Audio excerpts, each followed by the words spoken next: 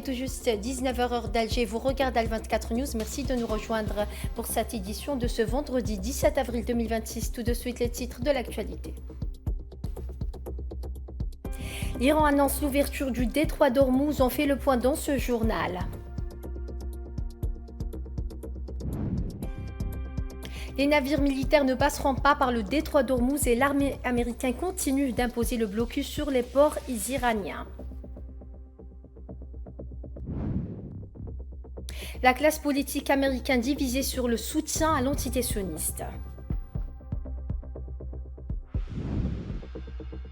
Agression sioniste contre le Liban, la présidence annonce la conclusion d'un cessez-le-feu.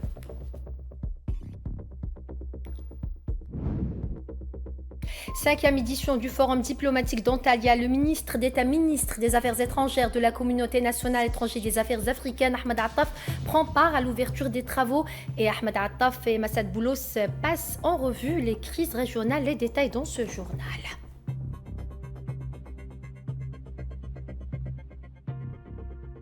Bonsoir à tous. Si vous venez de nous rejoindre, on entame ce journal avec le dossier iranien après l'annonce par l'Iran que le détroit d'Ormuz est désormais libre à la navigation. Le président américain Donald Trump a salué l'ouverture de ce passage maritime stratégique, un point clé des négociations entre Téhéran et Washington pour mettre un terme à la guerre. On fait le point sur la situation avec Iman Malad. Le détroit d'Ormuz, artère vitale du commerce énergétique mondial, reste ouvert à la navigation commerciale, du moins pour la durée du cessez-le-feu en cours. Conformément au cessez-le-feu au Liban, le passage de tous les navires commerciaux à travers le détroit d'Ormuz est déclaré complètement ouvert pour la période restante du cessez-le-feu, sur l'itinéraire coordonné déjà annoncé par l'Organisation des ports et de la marine marchande de la République islamique d'Iran. Une annonce faite ce 17 avril par le chef de la diplomatie iranienne dans un contexte de tension extrême entre l'Iran et les États-Unis. Chaque jour, près d'un tiers du pétrole transporté par voie maritime transite par ce passage stratégique. Sa fermeture, même temporaire, a provoqué un choc immédiat sur les marchés mondiaux et une flambée des prix de l'énergie. Cette déclaration intervient alors qu'un cessez-le-feu fragile tente de contenir une escalade régionale aux multiples fronts du Golfe au Levant. Téhéran cherche ainsi à envoyer un signal d'apaisement à la communauté internationale tout en conservant un levier de pression stratégique majeur. Car le contrôle du détroit reste une carte maîtresse dans le rapport de force avec Washington et ses alliés. Depuis plusieurs années, l'Iran menace régulièrement de bloquer cette voie maritime en réponse aux sanctions économiques et aux pressions militaires. De son côté, le président américain Donald Trump a salué cette réouverture tout en soulignant que le blocus restait en vigueur. L'Iran vient d'annoncer que le détroit d'Iran est entièrement ouvert et prêt à la navigation. Merci. En toile de fond, les négociations indirectes et les médiations internationales tentent d'éviter un embrasement généralisé au Moyen-Orient où chaque geste, chaque déclaration peut faire basculer la situation. À ce titre, l'Union européenne a officiellement demandé à l'Iran d'abandonner tout projet de taxation du transit dans le détroit d'Ormuz. La haute représentante Kaja Kallas a souligné que selon le droit international, le passage par ces voies navigables doit rester libre et gratuit, qualifiant tout système de péage de dangereux précédent pour le commerce mondial. Le détroit d'Ormuz reste donc ouvert, mais sous haute surveillance, un symbole à la fois de détente relative et de tension permanente.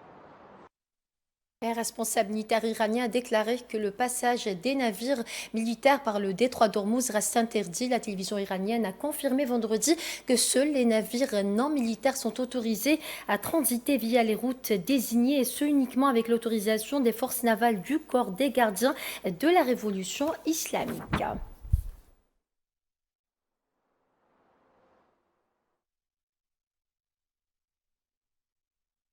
Et le commandement central des États-Unis a annoncé le passage du port-avions Abraham Lincoln vers la mer d'Arabie, alors que Washington impose un blocus sur les ports et les côtes de l'Iran. Un responsable américain a précisé que les opérations de blocus aux abords du détroit d'Ormuz sont exécutées avec la participation de plus de 12 navires, plus de 100 avions, ainsi qu'environ 10 000 soldats dans le cadre du renforcement du déploiement militaire dans la région, selon ces termes.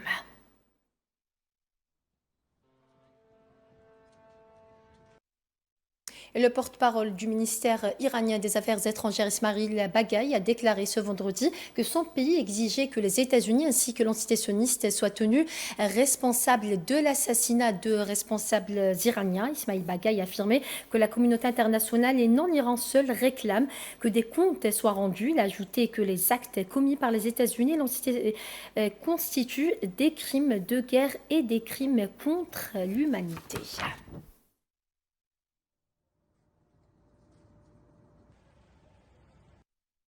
L'Allemagne ne participera à la sécurisation du trafic maritime dans le détroit d'Ormuz qu'une fois un accord de paix durable et pérenne conclu, a déclaré un porte-parole du gouvernement vendredi 17 avril.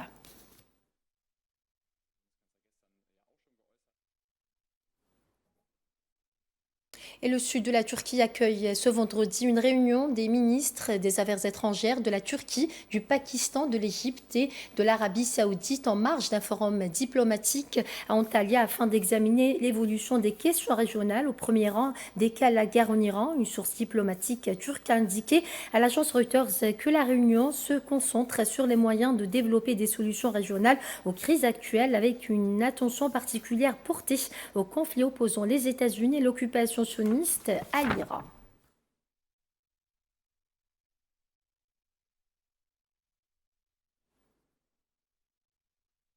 L'agence Reuters, citant une source pakistanaise, a rapporté qu'une rencontre prévue entre les États-Unis et l'Iran pourrait déboucher sur un protocole d'accord et un accord global. La même source a indiqué ce vendredi que cette rencontre entre Washington et Téhéran pourrait aboutir à la signature d'un protocole d'accord suivi de la conclusion d'un accord global pour mettre fin à la guerre dans un délai de 60 jours.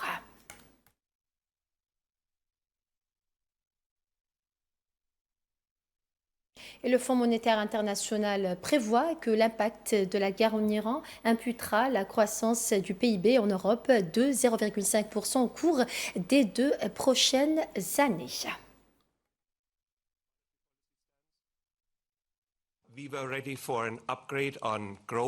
Nous étions prêts à revoir à la hausse nos prévisions de croissance, mais la guerre au Moyen-Orient a éclaté et nous devons désormais revoir nos prévisions à la baisse, tout en relevant celles concernant l'inflation.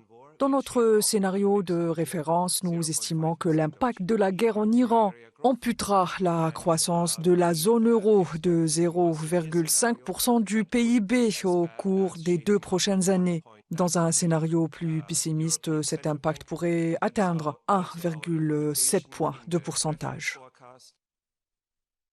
Aux États-Unis, le soutien conditionnel antitétionniste ne fait plus l'unanimité. Il fait désormais débat au sein de la classe politique américaine. Un projet de loi visant à limiter les livraisons d'armes a été présenté au Sénat à ce sujet.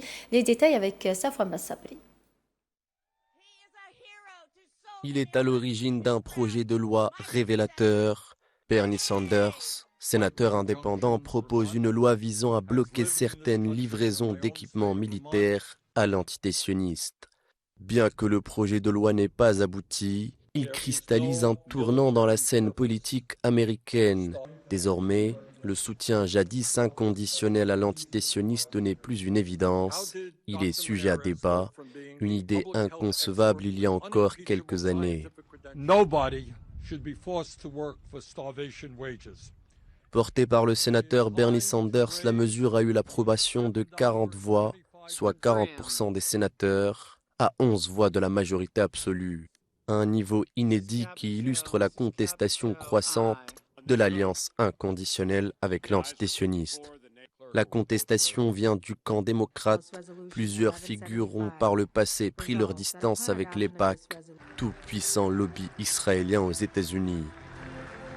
Pour de nombreux activistes et groupes de lutte pour les droits de l'homme, ce résultat représente un signe historique, reflétant une pression croissante de l'opinion publique américaine sur ses élus. D'après plusieurs sondages récents, une majorité d'Américains affiche désormais une vision défavorable de la politique israélienne, en particulier chez les jeunes. Outre son rejet, ce projet de loi atteste de l'émergence d'un débat durable concernant la nature et les conditions de l'aide américaine. Cela traduit également une transformation plus profonde des tendances politiques aux États-Unis, où la guerre au Moyen-Orient ne suscite plus un accord général, mais se transforme en un sujet de plus en plus polarisant. Direction le Liban, à présent, au moins 13 personnes sont tombées en martyrs dans des frappes sionistes sur Tyr. Quelques minutes avant l'entrée en vigueur jeudi soir du cessez-le-feu, ont rapporté des médias. Il est à noter que près de 2300 personnes sont tombées en martyrs dans les frappes sionistes sur le Liban entre le début de l'agression le 2 mars et le cessez-le-feu conclu jeudi soir, annoncé ce vendredi le ministère libanais de la Santé.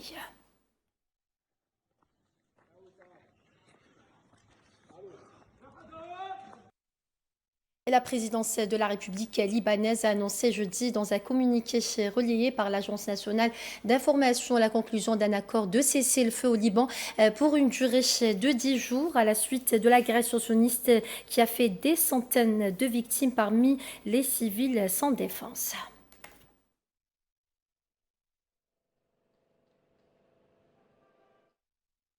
Après l'annonce de cessez-le-feu, le président américain Donald Trump prévoit une rencontre diplomatique inédite à la Maison-Blanche sous peu entre le Liban et l'entité sioniste.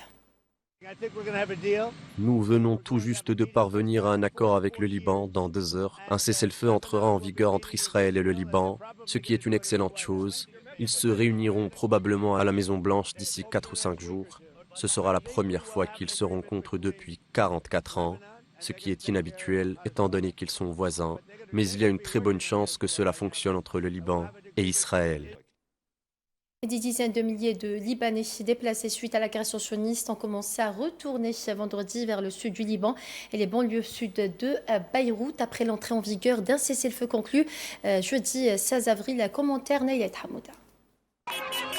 Des klaxons retentissent, des cris de joie résonnent dans les rues.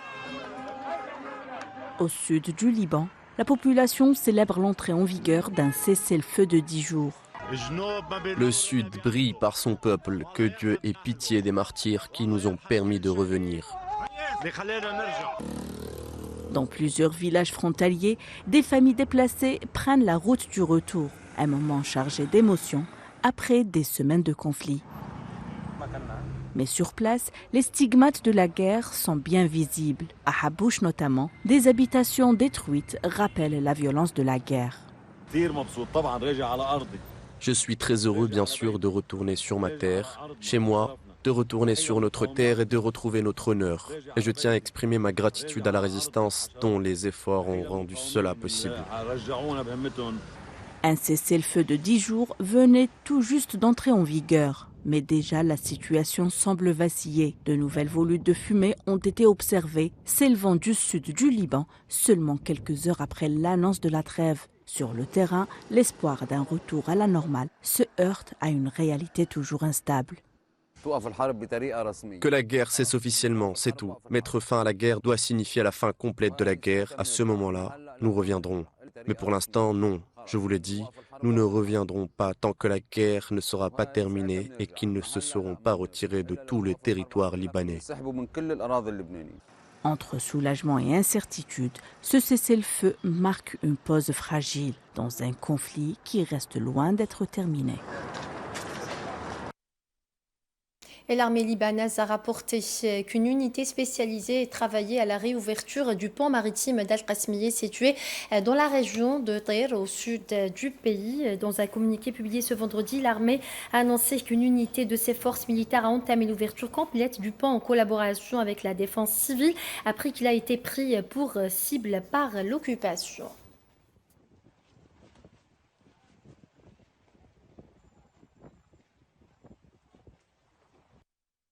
Et l'armée libanaise a confirmé que l'occupation sioniste a violé l'accord de cessez-le-feu entré en vigueur à minuit. Dans un communiqué publié à l'aube de ce vendredi, l'armée a précisé que l'occupation a mené des bombardements visant plusieurs villages du sud du Liban.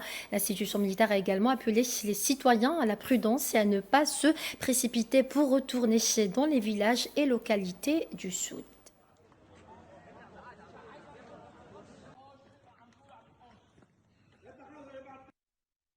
En Palestine occupée, l'agression génocidaire sioniste contre la bande de Gaza a fait 72 345 martyrs et 172 250 blessés, en majorité des femmes et des enfants depuis le 7 octobre 2023, selon un nouveau bilan communiqué jeudi par les autorités sanitaires palestiniennes. Le corps d'un martyr ainsi que 8 blessés ont été transférés vers les hôpitaux de Gaza au cours des dernières 24 heures, a indiqué la même source, notant que de nombreuses victimes se trouvent encore sous les décombres. Il est à noter que depuis l'entrée en vigueur du cessez-le-feu le 10 octobre dernier, 766 Palestiniens sont tombés en martyrs et 2147 autres ont été blessés, tandis que les corps de 760 martyrs ont été récupérés.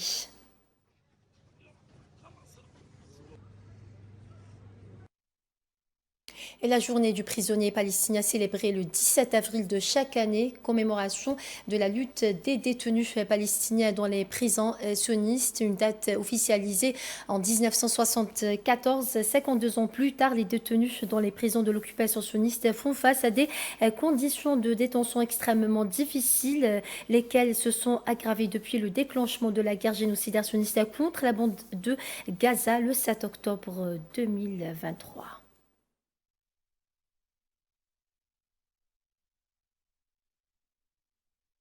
Autre information de ce journal, la Chine a pris des mesures pour garantir une fourniture intérieure stable de pétrole et de gaz dans un contexte de volatilité des marchés mondiaux provoqués par la guerre américano-sioniste contre l'Iran et ses perturbations au détroit d'Ormuz.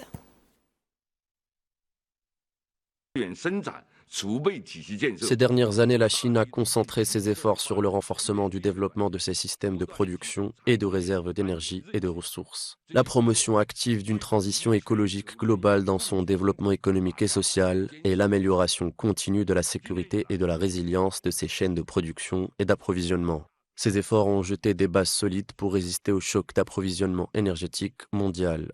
Depuis le début de l'année, le pays a tout mis en œuvre pour garantir un approvisionnement stable en pétrole et en gaz naturel. Et maintenant une production stable en diversifiant ses sources d'importation et en appliquant des contrôles temporaires des prix, la Chine a assuré un approvisionnement régulier et ordonné en pétrole et en gaz naturel, prévenant ainsi efficacement la stabilité de son économie et répondant aux besoins de sa population. Et dans l'actualité de ce journal, le ministre d'État, ministre des Affaires étrangères de la Communauté nationale étrangère des Affaires africaines, Ahmed Attaf, a participé cet après-midi dans la ville turque d'Antalya à la cérémonie d'ouverture de la 5e édition du Forum diplomatique d'Antalya.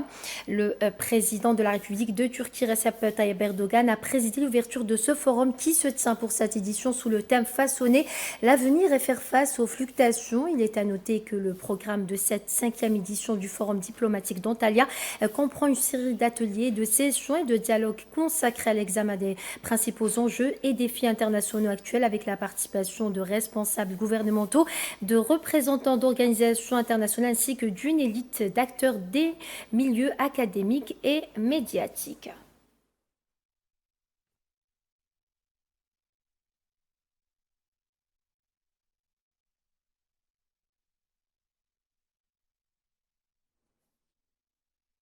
En marge de sa participation au forum diplomatique d'Antalya, le ministre d'État, ministre des Affaires étrangères de la Communauté nationale étrangère des Affaires africaines, Ahmed Attaf, a eu aujourd'hui dans la ville d'Antalya des entretiens bilatéraux avec le conseiller principal du président américain chargé de l'Afrique et des Affaires arabes et du Moyen-Orient, Massad Boulos. Cette rencontre a permis d'examiner la dynamique positive que connaissent les relations algéro-américaines, tant au niveau du dialogue stratégique d'excellence entre les deux parties qu'en ce qui concerne les perspectives prometteuses offertes par les différents axes du partenariat économique existant entre les deux pays.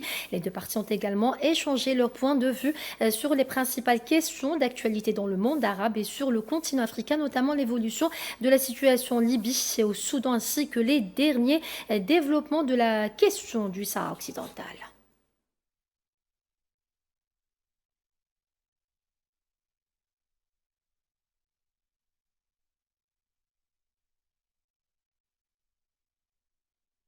En marge de sa participation au forum diplomatique d'Antalya, Ahmed Attaf a eu aujourd'hui des entretiens bilatéraux avec le vice-premier ministre et ministre des Affaires étrangères de la République islamique du Pakistan, Mohammad Ishaq Dar. Cette rencontre a été l'occasion d'examiner les différents aspects des relations privilégiées unissant l'Algérie et le Pakistan et de souligner l'importance d'intensifier les efforts conjoints pour les hisser vers des niveaux supérieurs. Ahmed Attaf s'est également entretenu avec le vice-premier ministre, ministre des Affaires étrangères et des expatriés du royaume hachimite de Jordanie, Ayman Safadi.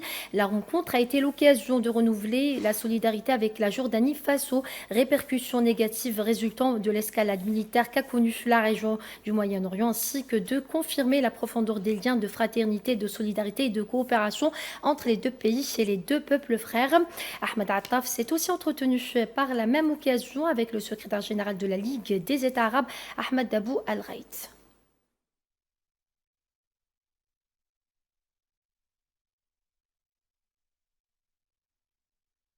Dans le reste de l'actualité de ce journal, s'exprimant lors de la 152e Assemblée générale de l'Union interparlementaire, le président de l'Assemblée populaire nationale, Brahim Bourali, a souligné vendredi à Istanbul que le système international fait face à des défis croissants, notamment la multiplication des conflits. Dans ce cadre, Bourali a affirmé que l'Algérie œuvre sous la conduite du président de la République algérienne, Abdelmadjid Tebboune, à promouvoir une justice internationale équitable et à renforcer la confiance dans le système multilatéral.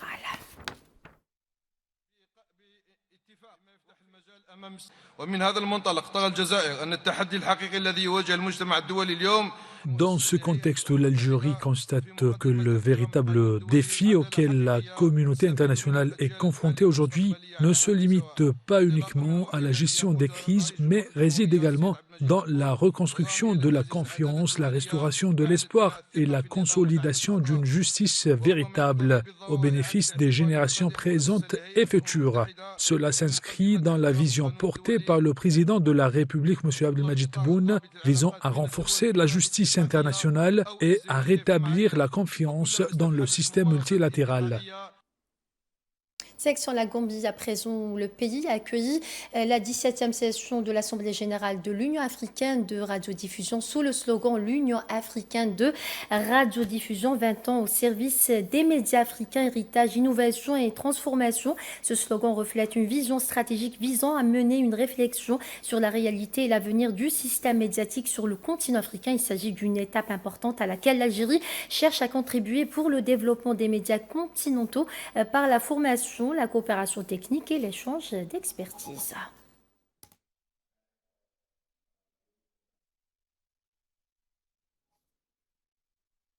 Direction le Cameroun à présent, où des milliers de personnes se sont rassemblées vendredi 17 avril devant un stade de Douala, la plus grande ville et le centre économique du pays, pour une messe avec le pape Léon XIV.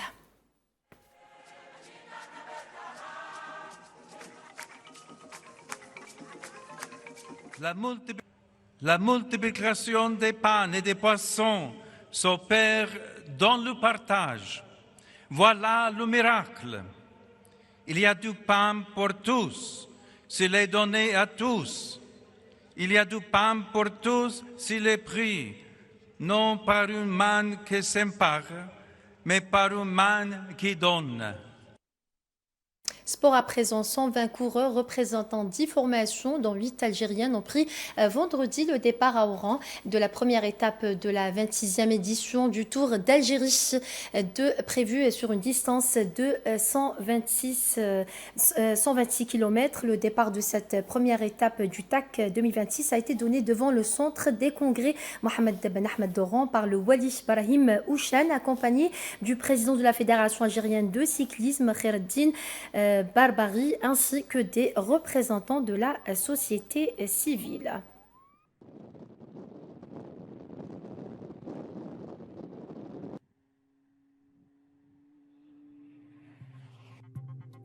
Et voilà, c'est ainsi que s'achève ce journal. Merci à vous de votre fidélité. Excellente suite des programmes sur Al24 News et à très bientôt.